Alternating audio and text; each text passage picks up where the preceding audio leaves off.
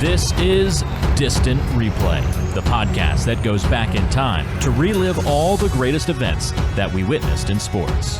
From upsets, to championships, to cultural moments, we discuss it all. Coming up on today's episode. 10 on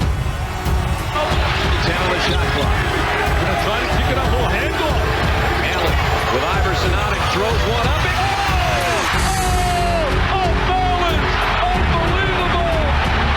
Georgetown can win if they score. Iverson with 7, with 6, Page missed it. William with rebound. He missed it as well. UConn survive. Connecticut wins their first Big East championship. This group of people. Look at the celebration.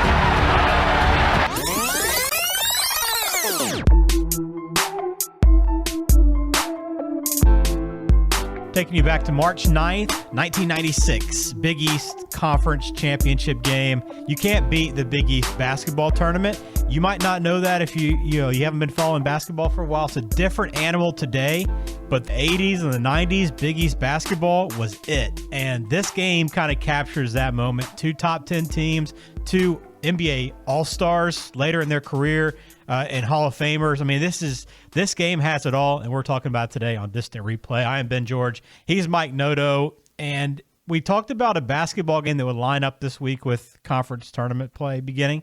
So I think both of us automatically thought, okay, it's got to be Big East probably first, because we haven't done a ton of conference tournaments games for the show yet. And then from there, you narrowed it down to this game. What did you like a lot about this game? First of all, I can't believe this game was 25 years ago. It's crazy, yeah, 25th anniversary. Okay, so 25 years ago, this is the decision process. The other game I thought of was the 6 overtime game between UConn and Syracuse. And admittedly, I didn't want to watch a 6 overtime game. But so that was probably the real reason. But all kidding aside, when you think Big East Tournament championship game, this is the first one that comes to mind.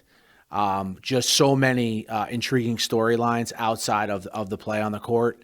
And again, the atmosphere, Madison Square Garden, the Big East Tournament, you can't beat it. Well, we're going to talk all about the Big East Tournament today, our experience with it, kind of the history of it a little bit, why, what was happening at this time, what was so great about being at the Garden for one of these tournament games. Forget about the championship game, that was such a tough ticket, but just being there for this. Dickie V on the call. We had a game that really, when you go back and watch it, for 38, 39 minutes, the superstars didn't really live up to what we might have thought going back to watch them play again, but there was one huge moment, obviously, in this game. So we'll talk about all that and much more. Before we do, again, a reminder, please hit subscribe wherever it is you listen to the podcast, on YouTube. Rate and review. Leave us a comment. Suggest a game. Suggest something for us to go back on our true crime episodes. Connect with us on Twitter, Instagram, all this stuff. This all helps us grow, continue to grow. But we really appreciate all the feedback and all the support we've gotten so far. We want to keep on pushing and having some fun with this. So thanks for all that. Now let's get into it, Mike. So we're at the Garden, Big East. Let's begin with this tournament because thankfully both of us kind of experienced it. Now I experienced it a little bit later. It was still before like the Big East, completely got rearranged and teams left for different conferences and other teams came in. So I didn't get to experience the 80s and 90s, but take me back to that era because you lived not too far, obviously up in the Northeast, not too far from the city. You got to experience this firsthand. Kind of take us back to that moment. All right, so you have to sort of set the scene for the Northeast in March in general, okay? You've just sat through probably a long winter. It's colder. March comes. Spring, you're getting more optimistic about spring. The beginning of March comes, you get those 1 or 2 days like it's outside today where it's 50 or 60 degrees. You're outside again. Then now you have this tournament coming, this huge tournament in the mecca of basketball in New York, right? It's like you feel alive again in the spring. You feel alive again when this tournament comes along, right? So that's one aspect of it. Yeah. Second aspect, these are Northeastern schools. And almost every fan base of these schools has a foothold in New York. And what I mean by that is you'll have a lot of Villanova graduates that live in New York. You'll have a lot of Pittsburgh graduates that live in New York. You have all these different schools have huge populations of their fan bases in New York. So when that leads to them coming to the games, probably skipping work to do it in a lot of cases, right? It leads to the students being able to take not that far of car rides to get to Madison Square Garden. And what that leads to is the games, it feels like you're in an actual arena where people care, as opposed to like the NCAA tournament when it just seems like a lot of people are kind of along for the ride watching the game. It feels like you're watching, a regular season game in a postseason atmosphere. So when you combine those, the atmosphere is just absolutely electric. And then, hey, look, the biggest thing is you have coaches with personalities. You usually have very good teams back then in the Big East. And you sort of combine all of that and you get this magical event that every year was must see. Yeah, it feels like people are invested, right, in the game. You don't get that everywhere for these conference tournaments. It doesn't like you said, you go there and you enjoy the game. You get to sit there and watch a day full of basketball, but you're not always invested in the game, right? It seemed like most fans at these games were invested. They cared about the outcome.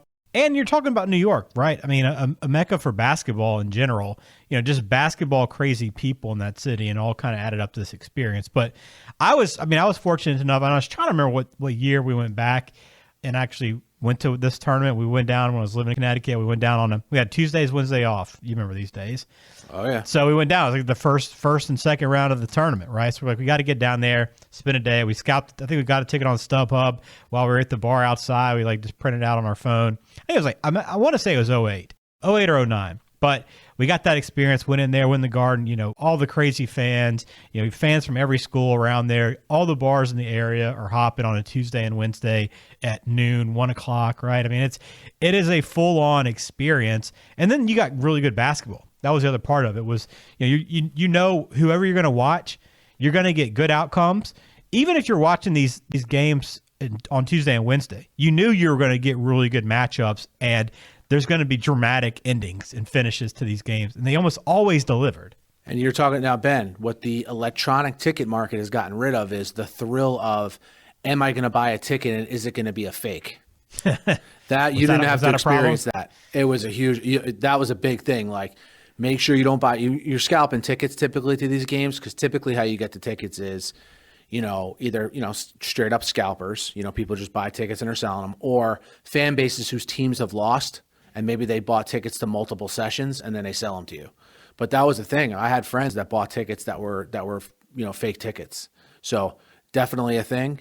Good thing you didn't have to experience that. Sounds like, you were in the electronic ticket age by that point. But yeah, that was just another element to, that's being in New York though. You never know when you're going to get ripped off. Yeah, I had Pat Muldowney with me, so I think he kind of was in tune with these people and the Big East people, right? So he got me kind of, slid me into this culture and these people. So I felt pretty comfortable with what we were doing ticket wise and how we were going to figure this out. Pat must have been real happy. That was a vintage Pitt era, wasn't it? Yeah, there was. Yeah. So he must have been happy. He was. We had a great time. It was a great experience, and one that I think we're kind of robbed of now because we don't have this same tournament. We still have the Big East tournament, but we don't have. You look at the teams back then, this season. So obviously UCONN and Georgetown. And I don't even know that we've even said the matchup on this show yet, Mike, but UCONN and Georgetown, right? But you had Villanova, but then you had Boston College, ACC, West Virginia, Big 12, Notre Dame, ACC, Miami, ACC, Pittsburgh. Yeah, all these schools have kind of relocated, and it's kind of just a shell of its former self now. From a Big East basketball perspective, it's a shame that all of these middling football programs, because that's what they all are, you just named all middling football programs, that they all wanted to be selfish and do their own thing, and it led to the collapse of this basketball conference. Straight up. I can't believe you attack Notre Dame fans like that. Those are my feelings. And well, Notre Dame could have stayed if all the other teams, Notre Dame could have. A middling football program. What? Yeah, they're all middling, except for Notre Dame. You want to call Notre Dame slightly above middling? We can, but it's ridiculous, and I'm coming at that from a biased standpoint. And keep in mind, I am not a fan of any Big East team. Yeah. So this is just out of me, a love for the conference and growing up with it, and just really, really, I don't want to say I get upset. It's not like an emotional thing, you know what I mean? But it's like it's every time this time of year comes around, you miss it. Yep. No doubt about it. So out of these teams, which one of these schools did you connect with most as a growing up in this era? Was it Seton Hall because you were growing up in New Jersey, or was St. John's more the team? It was probably both. So Okay. St. John's when I was really young, and then in the 90s, Seton Hall was pretty good with Carlesimo. So I had a youth basketball coach who had season tickets to Seton Hall. So he used to give us the tickets a lot in the early mid 90s Yeah. to go watch games. So yeah, Seton Hall, St. John's, and then as you guys know, if you listen to the podcast, I moved up to Connecticut right before high school. So then you move up there and you get introduced to these UConn fans who, like, wow, like Yeah. there's other stuff going on in New Jersey and New York, where like you follow Seton Hall and St. John's when it's in season, but UConn fans kind of bring it to a different level because that's really all they have. Trust me, I connect with that because I'm from Alabama, and it's always Alabama football season, right? It's the same idea. Like in May, it's like who did Nick Saban sign in the offseason, right? Or which recruit just visited last weekend, right? It's not hey, where are we going for Labor Day or for Memorial Day? It's not any of that conversation. It's like what's going on in the football program. So I get the UConn perspective there. So let's talk about this matchup. So it's number 3 ranked UConn and number 6 ranked Georgetown. So you had Ray Allen versus Allen Iverson. So that alone is a headliner of all headliners. And, we know how good they are now, but even this season, Mike, everybody knew how great they were going to be. This game is must watch. So circle any sporting event in your lifetime, in your sports calendar, outside of like the big football games, right? Conference championships and Super Bowl. This game, Georgetown, UConn, and the fact that it's the Big East Championship is must watch. If you know even any average sports fan back then, I guarantee you they watched this game. You had to. And this is also an era too, Mike, where you're talking about TV and ESPN. When a game was on ESPN, it was the game. I mean, they were all must watch on ESPN because they didn't have all these extra channels, extra networks, and then plus, now we can watch pretty much any game on. But when these games came on and you had Dick Vitale on the call, a younger Dick Vitale, I mean, this is something you had to be a part of. And I was also thinking when I turned this game on and saw those old ESPN graphic packages, was this peak ESPN? Like not almost to the day, but like 96, 97, was this peak ESPN? Because I'm thinking about those graphics brought back like Sports Center memories, right? When you'd actually wake up and watch reruns in the morning of the previous night's Sports Center because it was such good TV. Is this peak ESPN right now? This is peak ESPN, and I think that helped college basketball a lot as well. I really think it did. Because you'd fall asleep with college basketball on during these time periods, right? Then you'd wake up and watch all the Sports Centers with all the highlights. You could set your clock to these college basketball and college football having certain schedules on ESPN every single year. It was this continuity with ESPN at this point. Couple that with they had a lot of good young talent like broadcasters. Yeah. And then add to that, you have at this point, particularly college basketball, Dick Vitale. And I know Dickie V rubs people the wrong way, especially now because he's a little bit older. But he was a huge part in college basketball exploding, and specifically on ESPN. If you listen to this game and you're fair about it, he's great. He's great for the sport. Very few announcers are great for the sport. I could probably only name 2 or 3 that in my lifetime. Yeah. I put him in that category because he just made he's well prepared, knew the game, but I put him on a special level because when I think of college basketball announcers, he's one of the first 1 or 2 I think of. Yeah, there's no question. I'd agree with all that. So let's talk about this matchup. UConn was the number 1 seed in this tournament. Georgetown, the number 2 seed. There was 2 divisions in the Big East at this point, but these 2 teams were the best 2 teams. But there were a couple other good teams. Villanova was a top 10 team at this point. Syracuse was 15th ranked. But I think you start with UConn. UConn, obviously with Ray Allen, they had some pretty good other players. But I think going back to this roster, you look at their record this year, Mike, and they lost 2 regular season games all year, one of them being at Georgetown. So that's what makes this kind of rematch a big deal on top of everything else. But I was kind of surprised. Like I thought there would be a couple more players that had a longer career than what UConn had on the roster. Yeah, this team had a lot of continuity. So that's what set this team apart. A lot of continuity, and then obviously you couple that with Ray Allen was the player of the year, I believe they said in this broadcast. But yeah, not eye-popping pro talent, which Calhoun and UConn teams would become known for in the 2000s. His 90s teams, if you look at them, they're not laden with NBA talent. It's more continuity with guys who were there for 3 or 4 years. Ray Allen and Travis Knight were the only 2 NBA players off this team. Even with Ricky Moore, had a really good game in this one. He's another guy that you would probably remember for most even casual basketball fans. But this team was 32-3 overall in the season, right? We'll talk about some of that. But this year in the regular season, just 2 losses, and that's pretty incredible when you think about with the Big East. To only lose 1 game in the conference in this era, that's pretty remarkable. It is, and they're coming off seasons before that where they were 16-2 and 16-2 respectively in the conference. So they're on a heck of a 3-year run here. And usually these UConn teams were 1 or 2 superstars and all other program guys, as I call them, like a Daron Sheffer. Right. Like he played every year he was there. He started, I would bet, if you look back. Travis Knight, Kurt King, who was huge in this game. Ricky Moore, like you said, kind of a young up-and-comer in this one. Like guys that were just steady. Yeah, Kurt King was the guy I did not remember at all, even though he was 3rd in scoring on this team. Ray Allen averaged 23.5 points, 6.5 rebounds, just over 3 steals, 3 assists, and almost 2 steals per game. He did everything.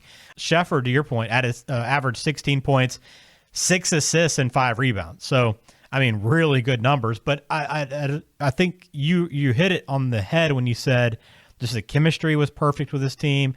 The flow was there, and you watch them play. I mean, they were on the same page with everything, and they looked really, really sharp on the court, which, I mean, I'm not breaking any news. Hell, they were such a good team that year. But just watching them play, you could tell they were at a different level.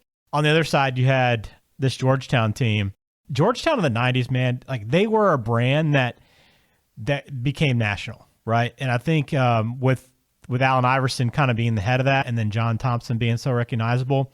But, I mean, I knew guys in Alabama, Mike, that were rocking like Georgetown, like long baggy shorts and like jerseys back in like high school. Yeah, so if you guys go back and watch this game, you'll see these are the classic Georgetown uniforms. You'll know what I mean when you watch the game. And they're the classic UConn uniforms, too. Yeah. Probably when the first UConn uniform you remember. Not the first Georgetown uniform you'd remember, but vintage for this era. And, look, it was worn by Allen Iverson. So he's a extremely popular figure during this time period. He still is. And, they were led by him and John Thompson, and they had more names I recognized on their roster than UConn. Yeah, no doubt. They had 4 guys went to the NBA. Iverson, you had Othello Harrington, Jerome Williams, Victor Page was a great player, great tournament too, and then Jahidi White. So you had 4 guys right there, and Boubacar Al. Yeah, Al. and your boy Yaya Ja. Yeah. How could you ever forget the names Boubacar Al and Yaya Ja? They had a really good team, man. Yeah, all kidding aside, this was a good team because remember they had guys like Jerome Williams, or I don't know about Jerome Williams, but at least Othello Harrington was already in place and performing at a really high level before guys like Iverson and Page even got there. Yeah. So once you combined all of this, it was like just a really, really good team. Remember, these are 2 teams in the top 6 in the country, not in the top 6 in the Big East, obviously. Yeah, because Harrington and Williams were seniors. Iverson was a sophomore. Victor Page was just a freshman for this. And Iverson averaged 25 points, 4.5 assists, almost 4 rebounds. He averaged over 3 steals. And I don't remember just how good Iverson was defensively. Like, I'd kind of forgotten about that because we know about his crossover, his scoring ability. But this guy was a class defender in college basketball. I mean, one of the best out there. Quick hands, and what you remember him defensively for is what you just said, the steal numbers. Steals, strips, stuff like that. Yeah. Yeah, he's quick hands, to say the least. I will say this before we close out our conversation on Georgetown here. I do hate that they've kind of become what they are in basketball. I mean, they are a team that's been close a couple of years to being really good, but they haven't been that national name that we became accustomed to in the 90s. And I hate it too because they were such a great brand. They're in DC, they're East Coast. Like they have everything kind of in their favor, and it sucks now with the fact that they're not kind of what they were at this time period. Yeah, you know what happens, Ben? Sometimes with these schools that, especially like a school like a Georgetown, a smaller university overall, when the one coach leaves that was a staple of the program for years and the coach that turned the corner and made the program great, it's a big, like, kind of risky thing when that coach now goes away. And in Georgetown's case, if you look at any success they've ever had in basketball, it's either been with John Thompson Sr. or John Thompson Jr. Right. Or John Thompson III. Oh, John Thompson III. Sorry about that. Junior was this year, and then the third was the most recent. Yeah. Gotcha. Yeah, sorry about that. But so like schools like Villanova, look how long it took for them to get back to the top of basketball. I think they got very fortunate with someone like Jay Wright. Look at Providence. I mean, have they had a really good coach since Rick Pitino? It's they can catch lightning in a bottle, and they're very fortunate when these top end coaches stay, like John Thompson did for a very long time. Yeah, and John Thompson III had a good career there. I don't want to take anything away from what he did, but I just think like this time period, this team was tough, and you knew they were going to be tough when they took the court, and they were a team you had to watch. So that's what we have matchup wise for this game, and through this Big East tournament, you had UConn beating Seton Hall their first game, then beating Syracuse, beating them by 18. By the way, they won by 21 in the first game. 18 in their second game heading into this game in Madison Square Garden. Georgetown beat Miami by 30, then beat Villanova, who's a top 10 team, by 8 heading into this. And it kind of set up the showdown between these two guys. And all eyes were on ESPN, Madison Square Garden, and in the Big East Championship game. Is there anything else pregame we need to cover, Mike, before we hop into this? No. Again, we're going to get into Nestler and Dickie V, I'm assuming, here in a couple minutes. But no, nothing. I'm good to go. And just overall, Calhoun can't be overstated enough how great of a coach he was. I think he's one of the underrated coaches ever. Yeah, I think that's fair. And you pointed out team that had a coach for a long time. I mean, UConn's a perfect example of that too. They obviously had a lot of success right off the bat following Calhoun.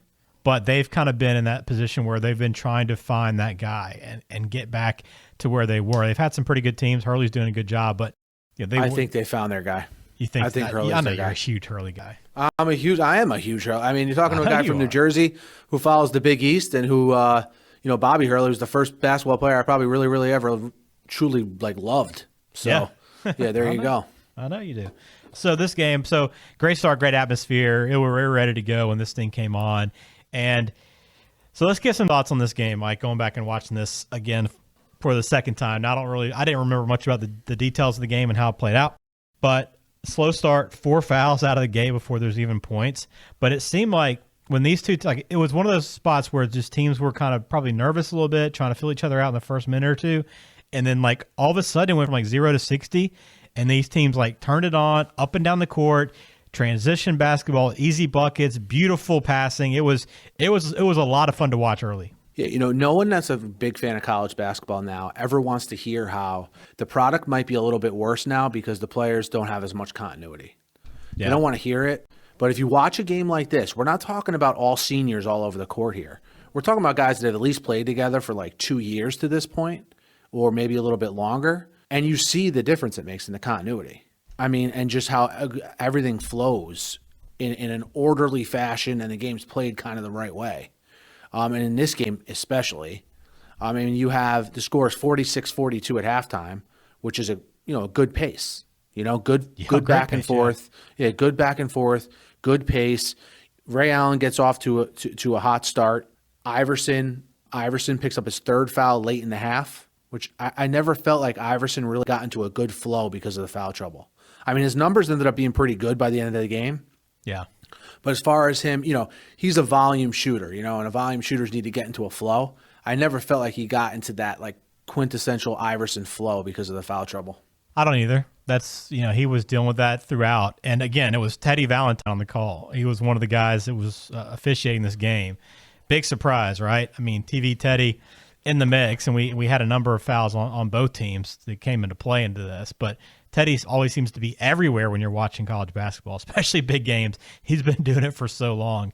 But I was so impressed by UConn's passing and their ability, not just passing, in their offensive sets, but when they got rebounds, they were out so quickly. and everybody seemed to move so well in space and in transition. They got so many easy buckets throughout this game, but like their fast break, it was a different level than what I'm used to. And maybe it's because we don't see, because of the continuity, like you've talked about, that we just don't see it get to this level to where it's so sharp, so organized, so well executed. But I really enjoyed watching what they were doing in terms of passing and moving the ball when they got it and started running. So a couple things about UConn during this era. They played a defined system, right? Which, again, players are there longer. They develop continuity. We've already discussed that. Secondly, they develop players really well at this point in UConn's history. Travis Knight being a great example. Daron Sheffer being an even better example. I think the reason why they look so good passing the ball is Sheffer was in control of everything. He was a really good passer and brought like a stability to the team. And I thought that was a big deal. And they were just they shared the ball. They were known for that, like kind of the fast break style, getting up and down, but doing it in a controlled manner, like you said. And they used to do a lot of pressing, a 2-2-1 full court press. Right. I miss a good press too, man. The 90s had so many good presses. Oh, man. Arkansas, Kentucky, UConn. You just do not see that as part of like a normal game plan anymore. I hate it. But so many things were so much better back then, Mike. No. The first half you mentioned, it was very high scoring. And I think it wasn't even as much like the offenses were fast paced. Like to have a high scoring game now, it seems like you just got to play with tempo, right? And shoot a ton of threes. This game was just really good offenses, right? And there was some pretty good defense in this game too. And you saw the scoring. It's just a different product altogether. Yeah, it's like watching two different games. It's I get the analytics did not take over basketball at this point yet. It's probably the best way to put it. I could imagine Ray Allen playing with the analytics. Hey, you want to shoot threes or get to the basket? I think he probably would have been pretty good in that system. Yeah, he was pretty good anyway. But I think there's something to be said for when you have younger guys like this. Like the analytics are important and giving them information is important, but maybe sometimes they give these young guys too much information and they don't allow get them to play within the confines of like an offensive system would do them a lot more good. Just a thought. Yeah. Maybe they overload these young kids a little bit too much these days, but I don't know. I could go on forever about this, but what'd you think about Chris Fowler doing the halftime show? Yeah, I was going to say, let's intertwine some of the outdated as we go through this. Chris Fowler in studio for the halftime show was awesome. Also, you had the 28 and 58 updates too that would come in with the music. The little jingle that would pop in and the scores would animate up, and you'd have those updates. Dude, you'd always wait around to see those pop up, man. You can't imagine. Now I pull up my phone right now. I'm looking at scores of tournament games being played today, right? But like back then, you would just wait for those score updates every half hour to pop up. You could see what was happening. Yeah, so let's rewind to about this time frame, 96 to 2000. It's probably when I first placed my first sports bet, and I was an idiot one time. I bet on I think it was like a Jazz Nuggets game that didn't start until like 9:00 local time in Salt Lake City, and that was the only way you could track the bet was waiting for the 28 and 58 updates. That's amazing. I learned my lesson real quick that night. Yeah, it was so great. But yeah, to your point, Fowler was good, and just kind of seeing that old school, that look in the studio and just everything about it. Dude, it just brought back so many memories. There's no question. At halftime, you had Ray Allen with 12, Iverson with 11 in this game. So we had a pretty good first half in terms of scoring. I mean, about what you expect. You had Iverson in foul trouble, but Ray Allen had a pretty good start. He's kind of slowed down at this point a little bit. And you get into the second half, I think you kind of expected these guys to continue to kind of take over, but that wasn't the case. It was not at all. There was unsung heroes for both teams in the second half. For UConn, Ricky Moore comes to mind. Kurt King comes to mind, coming up huge late. For Georgetown, it was kind of everyone but Iverson played really well in the second half because Georgetown would build up a 9-point lead with 4 minutes left. And most notably, in this half at one point, Ray Allen was 0 for his last 13 shooting the ball. That's crazy. So he started off 4 for 5 and ended the game 5 for 20. Yeah, how does Ray Allen ever go through that kind of slump? Just like the most pure jump shot. And we're going to do a documentary review on Len Bias next week, early next week. So keep a lookout for that. He might have had the most pure jump shot I've ever seen, but Ray Allen, if he's not right with Len Bias, he's pretty close. Yeah, I would agree with that. Another big part of the second half was Knight, who again played really well all game, and I didn't realize he was only the second NBA player on this roster, so he did go on to have a pretty good career, but he fouls out with 3 or 4 minutes left. When they're down 9, around when they went down 9, he fouled out. And he picked up his 4th foul like 2 minutes into this half too, which you talk about, because like they talked about Iverson standing on the bench when he first got 3. Hey, he's going to be out the rest of this half. He'll probably be out the first 3 or 4 minutes in the second half. I mean, that was kind of the approach most coaches took. So I was kind of surprised to see a guy like Knight pick up a 4th foul that early in the half. It just doesn't happen that often, but he fouls out, and you jotted down. I mean, Georgetown, they're up 74-63 with 4:30 left, and at this point they'd already won the regular season matchup, right? They're pretty much in control, but it seemed like they kind of settled in at this point and didn't keep their foot down, right? And you have to in a spot like this, because a team like UConn, as good as they are, they're not going down without a fight. And Georgetown went to largely like a 1-4 setup the last 4 minutes of the game. Yep. So, I know you know what that means, Ben, but you put the guy you want with the ball at the top, the other 4 guys, 2 on the blocks and 2 in the corner, and then you let the guy kind of do his thing and either take the ball to the basket or pass off, typically kick it out for a 3 or something. But when they're doing that, you ruin the flow of the offense, first of all,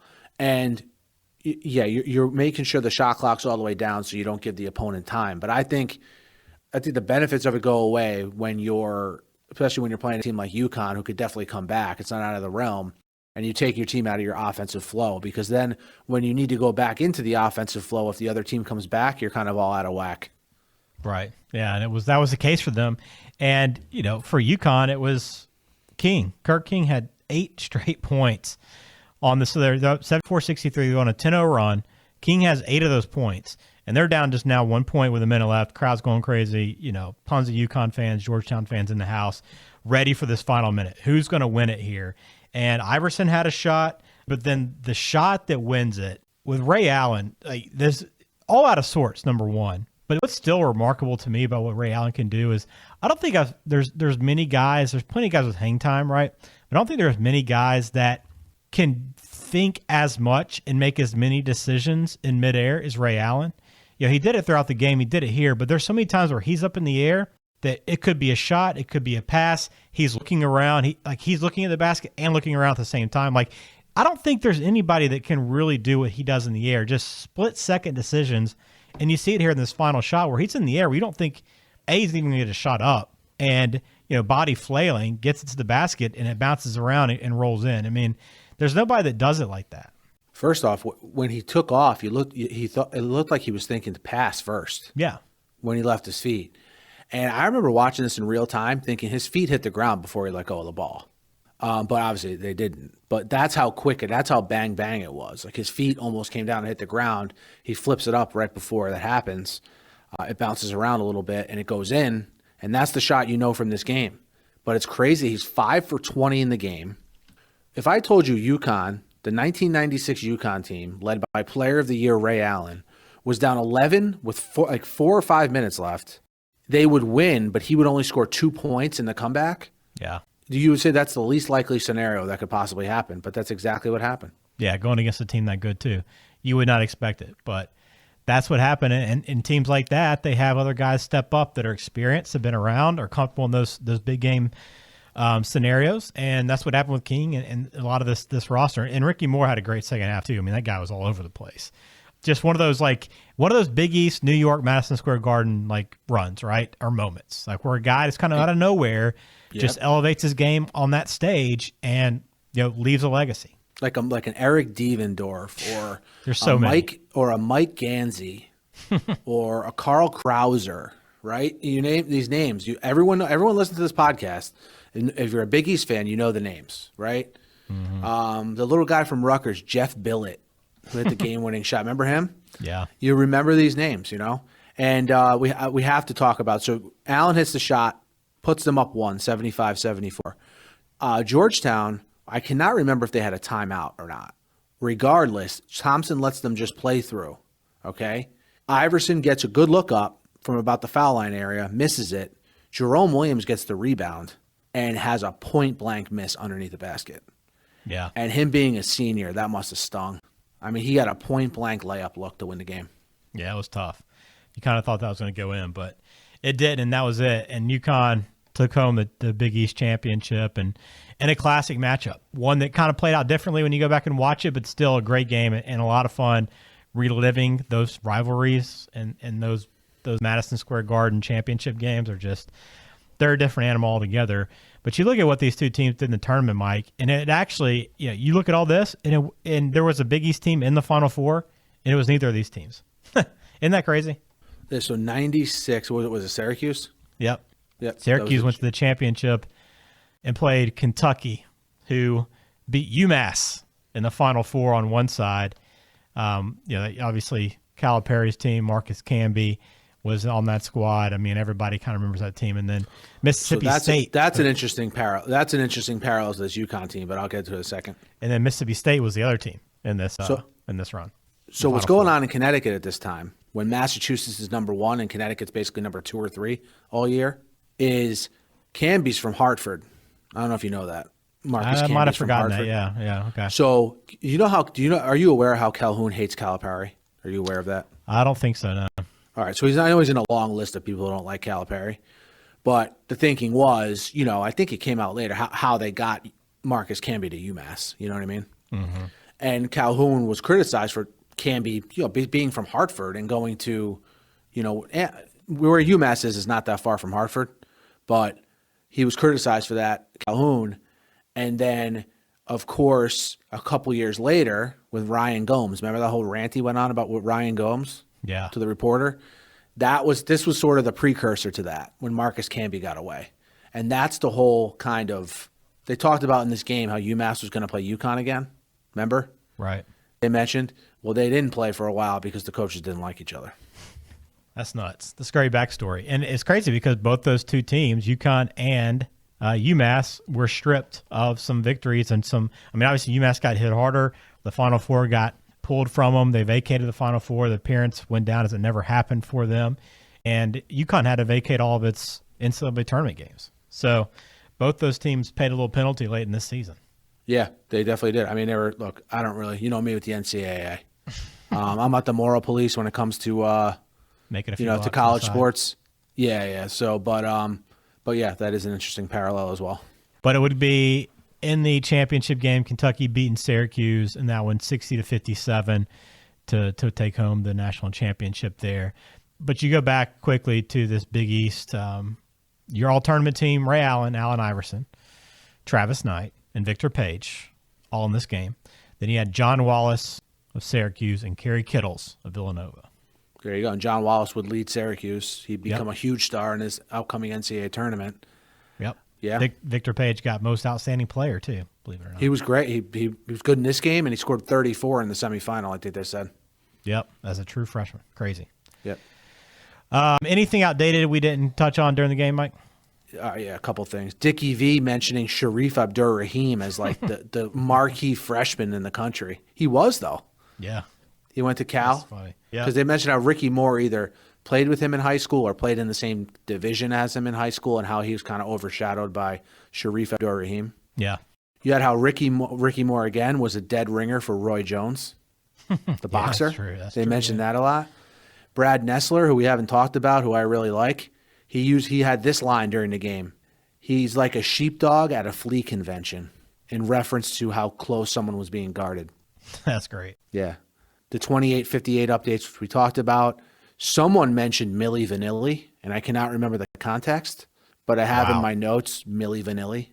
So if someone mentions Milli Vanilli, who got caught lip syncing at Lake Compounce in Bristol, were you aware of that? Yeah, not too far from this game. Yeah, I was well aware of that. That's like one of the things, like when you're at ESPN, like that's one of the first things you learn about like Lake Compounce. So to put it in context, speaking of middling, there is a middling amusement park directly across the street from ESPN.